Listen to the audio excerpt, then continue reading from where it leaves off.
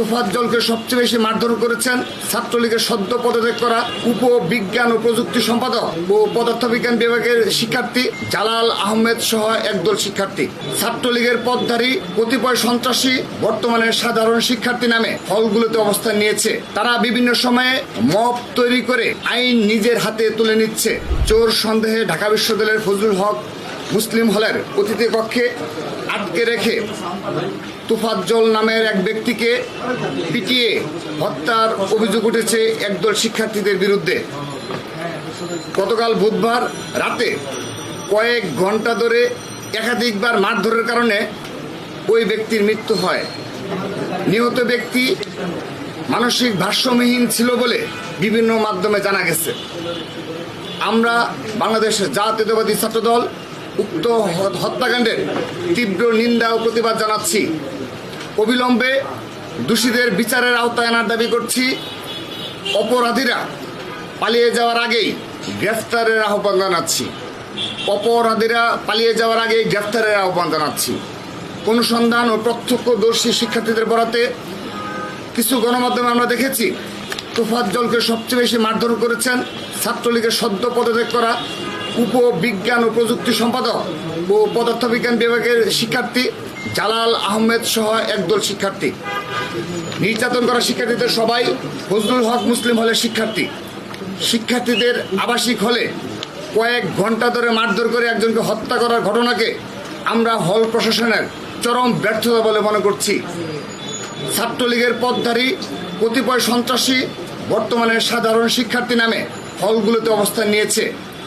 তারা বিভিন্ন সময়ে মব তৈরি করে আইন নিজের হাতে তুলে নিচ্ছে। এতে বিশ্ববিদ্যালয়ের প্রশাসন ব্যবস্থা ভেঙে পড়েছে।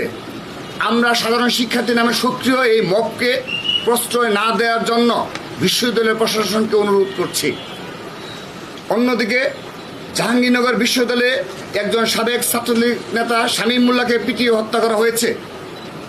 বাংলাদেশের জাতীয়তাবাদী ছাত্রদল এ ধরনের বিচারহীনতার সংস্কৃতির তীব্র নিন্দা ও প্রতিবাদ জানাচ্ছে।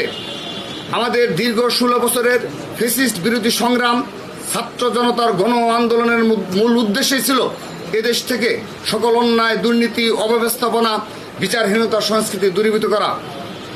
একজন ব্যক্তি অপরাধী হলেও তাকে কোনোভাবে হত্যার কোনো সুযোগ নেই, কিন্তু জনতার বিজয়ের পর থেকে কিছু অতি উৎসাহের কারণে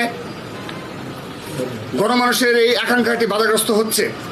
একই সাথে গতকালের এই দুটি ঘটনার প্রমাণিত হয়েছে ছাত্র রাজনীতি ক্যাম্পাসের মূল সমস্যা নয়, গত কয়েক বছরের ফ্যাসিস্ট শাসন ব্যবস্থার মাঝে তৈরি হওয়া সিস্টেমই এখানে খুনি মানসিকতা তৈরি করছে। তাই গোটা ব্যবস্থাটি সংস্কার প্রয়োজন। কোনো কিছু উপড়ে ফেলা সমাধান নয়। ছাত্র সংগঠনের নেতাকর্মীরা এদেশের প্রতিটি গণতান্ত্রিক আন্দোলনের নেতৃত্ব দিয়েছে। ছাত্র জনতার আন্দোলনেও নেতৃত্বের ভূমিকা ছিল, আন্দোলনে অকাতরে নিজেদের জীবন দিয়েছে। সেই ছাত্র রাজনীতি নিষিদ্ধের আলোচনাটি হঠাৎ সামনে আনা একটি বিরাট ভুল পদক্ষেপ। বাংলাদেশ জাতীয়তাবাদী ছাত্রদল মনে করে গণতান্ত্রিক পরিবেশের অনুপস্থিতিতেই ক্যাম্পাসে মব কালচারের বিস্তৃতি ঘটছে। এর পাশাপাশি সাধারণ শিক্ষার্থীর বেশে সন্ত্রাসী ছাত্রলীগের সাবেক নেতাকর্মীদের হলে অবস্থান এবং নানান মোড়কে হল ও ক্যাম্পাসে আধিপত্য বিস্তারের চেষ্টাও অন্যতম ভূমিকা পালন করছে। সাধারণ শিক্ষার্থীর ব্যানার ব্যবহার করে মানবাধিকারের চরম লঙ্ঘন ও বিচার বহির্ভূত হত্যাকাণ্ডের অশুভ উদ্বোধন ঘটানো হলো ঢাকা বিশ্ববিদ্যালয়ের মাটিতে। এই গণবিরোধী কর্মকাণ্ডের মাধ্যমে আওয়ামী ফেসিবাদের লাঠিয়াল বাহিনী ছাত্রলীগের সন্ত্রাসের উত্তরাধিকার বহন করা এই কথিত সাধারণ শিক্ষার্থীদের মুখোশ খসে পড়েছে।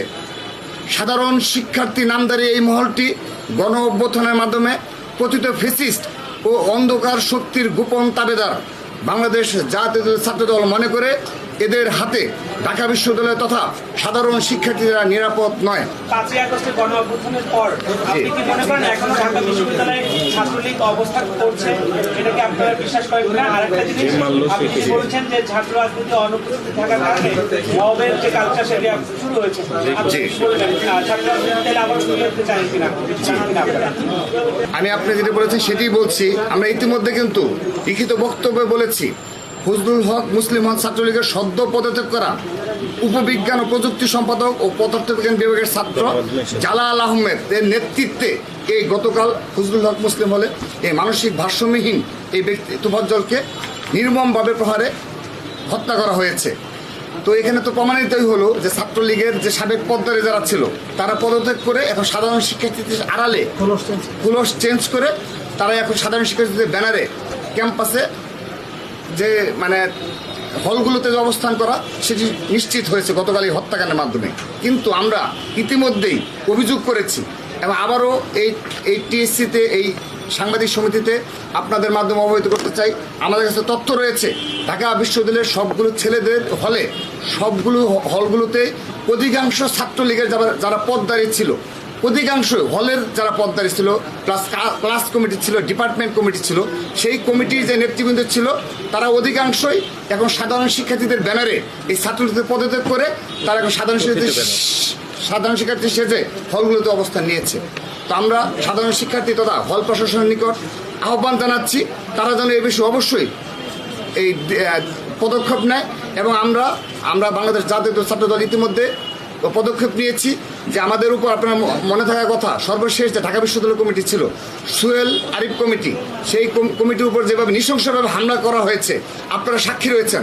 সেই হামলায় ঢাকা বিশ্ববিদ্যালয়ের হল পর্যায়ের নেতৃবৃন্দ এবং ছাত্রলীগের সেন্ট্রালের এবং বিভিন্ন পর্যায়ের নেতৃবৃন্দ ছিল প্রায় শতাধিক নেতৃবৃন্দ সশস্ত্র মহড়া দিয়ে হামলা চালিয়েছে।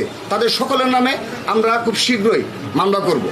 তো আমরা আমাদের পদক্ষেপ নিচ্ছি, আমরা আশা করছি বিশ্ববিদ্যালয়ের প্রশাসনও এই পদক্ষেপ নেবে এবং বৈষম্য বিরোধী ছাত্র আন্দোলনের ব্যানারে যারা নেতৃত্বে ছিল, যারা প্রকৃত সমন্বয়ক রয়েছে, তারাও যেন এ বিষয়ে দৃষ্টি রাখেন এবং এই বিষয়ে পদক্ষেপ নেন। আওয়ামী লীগ সরকার পতনের পরও ছাত্রলীগ কর্মীরা কিভাবে এত দুঃসাহস পাচ্ছে এটা নিয়ে একটু বলবেন যে কোথায় আসলে গ্যাপটা হয়ে গেছে?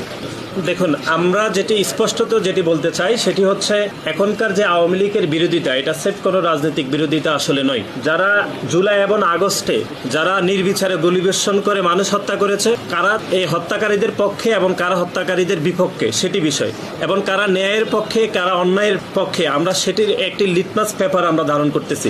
আমরা যেটি মনে করতেছি সেটি হচ্ছে স্পষ্টতই ছাত্রলীগের বিভিন্ন নেতাকর্মীরা, আপনারা গতকালে দেখেছেন যে রাতে ছাত্রলীগের বিভিন্ন পর্যায়ের নেতাকর্মীরা এখনো কথিত সাধারণ শিক্ষার্থীদের ব্যানার ইউজ করে এখনো তারা সন্ত্রাসী কার্যক্রম চালাচ্ছে, এবং এটি আমরা গতকাল ফজলুল হক মুসলিম স্পষ্টতভাবে আমরা দেখেছি। সুতরাং আমরা যেটি মনে করছি সেটি হচ্ছে এখনকার যে বর্তমান অবস্থা সেটি হচ্ছে রাজনীতিকে বিরাজনীতি করার নামে যে একটি অশুভ শক্তি আমাদের মধ্যে কার্যধারণ করেছে, তাদেরকে বুঝতে হবে যে সাধারণ শিক্ষার্থীদের কথিত নাম ব্যবহার করে কোনো ধরনের রাজনীতি পর্যবেসিত আসলে হতে পারে না। আমরা সুস্পষ্টভাবে বলতে চাই, বাংলাদেশ জাতীয়তাবাদী ছাত্রদল সাধারণ শিক্ষার্থীদের পাশে অতীতে যেরকম রয়েছে আগামীতেও থাকবে, এবং সাধারণ শিক্ষার্থীদের অধিকারের প্রশ্নে বাংলাদেশ জাতীয়তাবাদী ছাত্রদল মনে করছে যে ক্যাম্পাস এবং বিশ্ববিদ্যালয়গুলোতে সাধারণ শিক্ষার্থীদের অধিকারের প্রশ্নে অবশ্যই রাজনীতি দরকার রয়েছে, এবং সেই রাজনীতি মানুষের ভোটাধিকার, গণতন্ত্র, সাম্য, মানবাধিক প্রতিষ্ঠা, একই সাথে এদেশের মালিকানা এদেশের মানুষের হাতে ফিরে দেওয়ার জন্য মত প্রকাশের সুযোগ প্রকাশ করার জন্য যে আন্দোলন সেটি আমরা প্রকাশ করছি। এবং আরেকটি বিষয় স্পষ্টত আমরা বলতে চাই সেটি হচ্ছে 5 আগস্টের যে ছাত্র জনতার যে গণ অভ্যুত্থানের যে স্পিরিট, এই স্পিরিটের সাথে ছাত্র রাজনীতি বন্ধ করা এটি কোনোভাবে কাম্য নয়। এই স্পিরিটের সাথে সাংঘর্ষিক।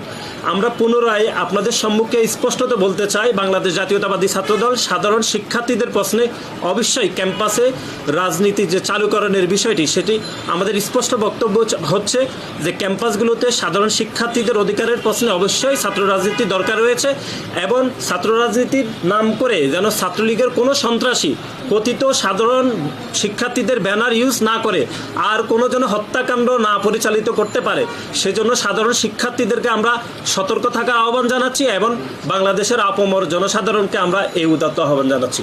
ছাত্র দলের নাম করে বিভিন্ন জায়গায় অপবাদ করার চেষ্টা চলছে, এটার ব্যাপারে আপনারা কোনো পদক্ষেপ নেবেন এবং আপনারা কি বলবেন?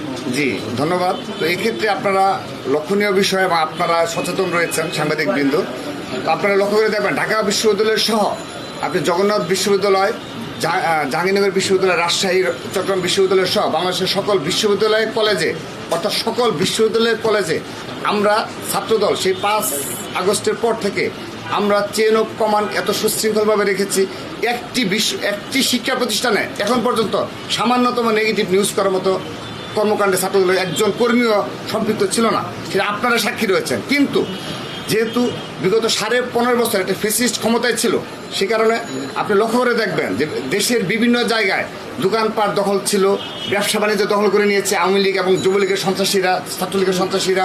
তারপর আপনি চাঁদাবাজ এবং কোনো আইনের শাসন বলে কিছু ছিল না কিন্তু সারা বাংলাদেশে। তো এখন আপনার পৈতৃক সম্পত্তি বলেন কিংবা পৈতৃক ব্যবসা বাণিজ্য বলেন, সেখানে যাওয়াটাও কিন্তু বলা হচ্ছে যে দখলদারিত্ব। কিন্তু আমরা কিন্তু সেগুলোকে প্রশ্রয় দিচ্ছি না। আমাদের স্পষ্ট বক্তব্য, ছাত্রদলের কোনো নেতাকর্মীর কিংবা বিএনপি পরিবারের কোনো নেতাকর্মীর যদি দোকানপাট দখল হয়ে থাকে কিংবা জায়গা সম্পত্তি দখল হয়ে থাকে, সেগুলো অবশ্যই প্রশাসনিক প্রক্রিয়ায় তাকে ফিরিয়ে নিতে হবে। কোনোভাবেই রাজনৈতিক শক্তি ব্যবহার করে, আমাদের এই দলীয় শক্তি ব্যবহার করে কোনোভাবেই তার পৈতৃক সম্পত্তিতে যাওয়া যাবে না।